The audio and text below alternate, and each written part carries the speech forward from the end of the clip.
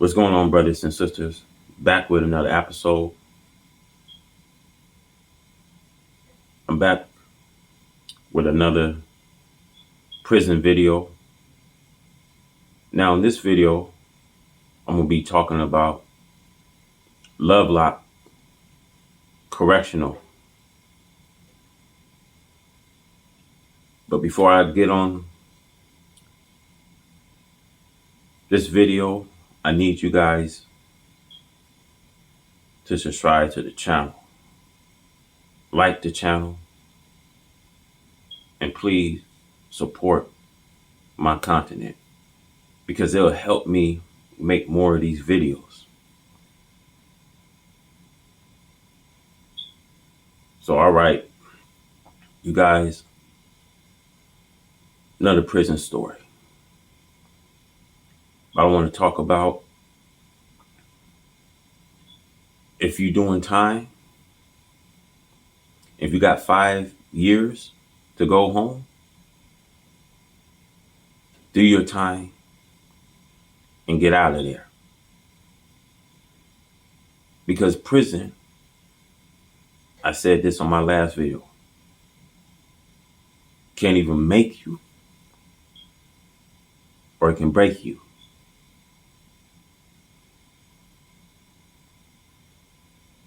And see, in prison, when I was at the High Desert State Prison before they transferred me into Lovelock Correction, I got to see the walls. I got to see a lot of activity on the pod.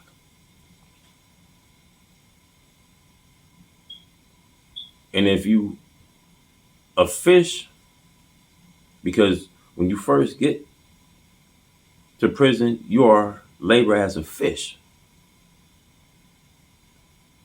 And you got so many ponds looking to see, are you going to be tough? Or are you going to be soft?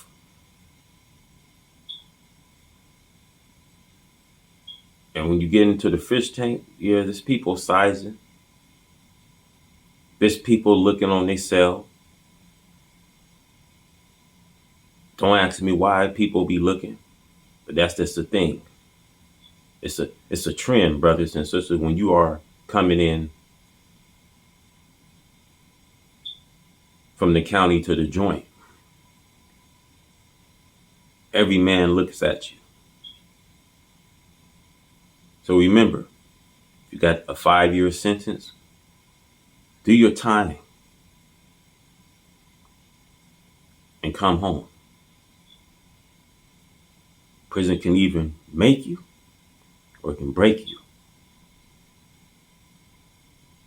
But when you're in prison, keep a blade with you. Because you don't know what cellie you're going to have.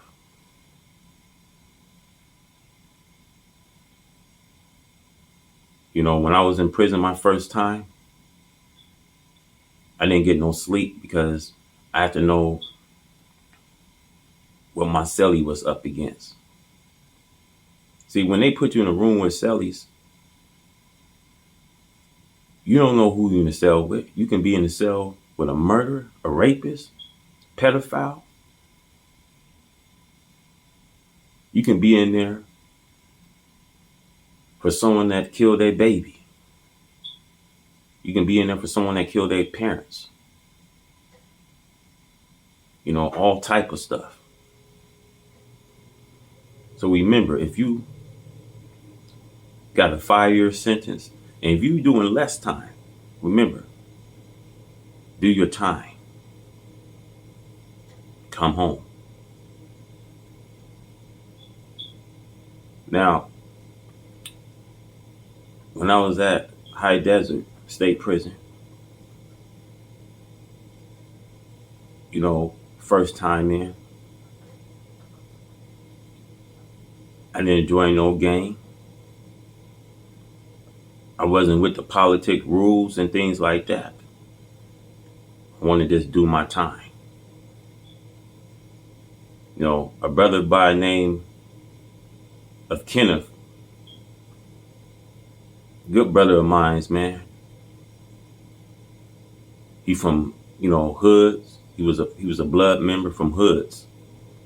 He showed me around. He showed me who to talk to, who not to talk to. See, Kenneth was down for 17, 18 years. Real good brother. And, I happened to be in high desk for 2 years. I remember that there was a riot in the yard, and there's fights that was happening in the yard. And, at that time, I'm sitting in the Sally port ready to come outside. And I remember they didn't even open the Sally port because they had everybody on the ground. Mind you,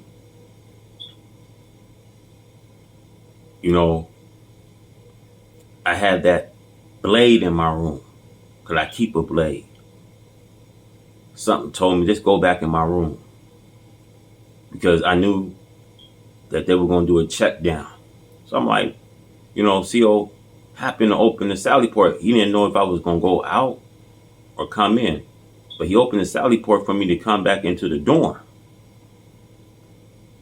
So I went in the dorm. I'm like, man, let me go in my room, man. Let me get this blade up out of here, man. You know what I mean? Because I don't want to pick up another charge, but you do have to keep a blade at all times. So, as I'm going in my room, COs come in the pod. So, I had to hurry up, make a decision. My door was still open before they can shut the door. So I went back downstairs, tell CO, can I make a quick phone call? I need a 5-minute call. He said, all right. Took the blade. You know what I do? I put the blade, in the trash. I buried it. Here come, S&E. All right, lock down. We was on lockdown. They was pulling us 2x2s. They was taking us to the chaplain. I mean, this search down was a whole hour. I would say it seemed like it was 2 hours for this search down. And sure enough, man, after the search down, man, next thing you know, I wonder where my cellie was at the whole time. They called me on the intercom and said, Howard, roll it up. First thing I told the sergeant, where I'm going. He said, Howard, roll it up.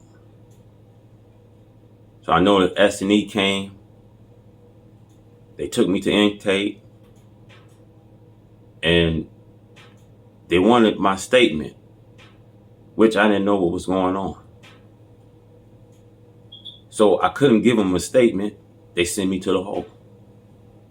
I'm in a hole for about, months.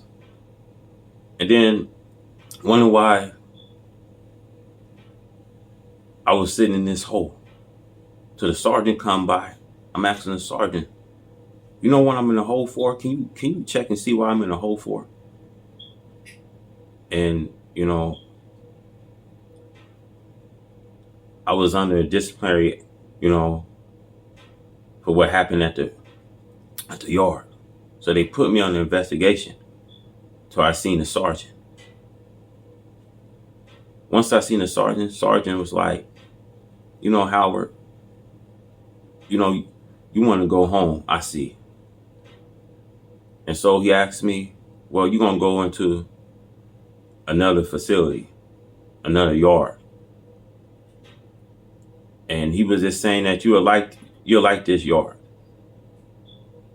So after I seen the sergeant, I went on to see the caseworker, and, I talked to the caseworker, asked the caseworker, well, where I'm going? He said, you're going up north. He didn't say. So by the time I got done seeing the case, where I went back into the cell, everybody was out by the door and said, hey bro, where you going? Where you going? Where they sending you? Where they sending you? Where they transferring to? In prison, man, everybody, like I said, everybody nosy, man. You know what I mean? When you find out, man, you think women gossip. There's a whole lot of man gossip. So I'm hearing people talking about Warren Springs, Lovelock. There was more people talking about Lovelock. They're like, yeah, man, Lovelock is cool, man. Lovelock is, man, it's cool, man. You get more yard time, you get more freedom over there, man. OJ's up there, man.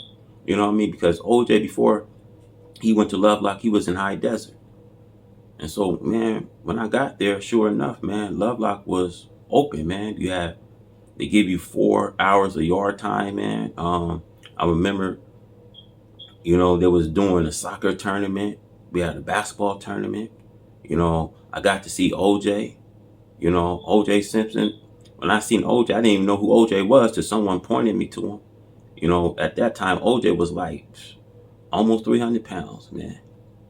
But OJ was a good man, man. He had everything. If you need something, OJ was quick to give you anything that you need, man. You won't believe it, man. They had OJ Simpson. We all went to the culinary because we had chow, man. You won't believe, man. I remember the first time OJ was working, in the culinary. That day, people watching TMZ, man. They had OJ in the back, man, stealing cookies, man. Wrapping up cookies and, taking the cookies out the culinary, man. They had it on TMZ, man. Now, somehow, man, I never did see the episode of that TMZ, but someone woke me up, man. Because we, when we in Lovelock, man, you can have cell visits and things like that. And man, I happened to fall asleep, man. And we had a big spread, man. Someone woke me up. Hey, man, turn to TMZ, bro. They got OJ. So I turned to it, man, and sure enough, man, they have OJ in the culinary, man, stealing cookies, man. That was one of the most hilarious, man. Once I seen, I was like, wow. They didn't even lock OJ up, man. They didn't put him to the hole. You know what I mean? They let OJ, continue to be in our pod. When you doing, anytime you doing,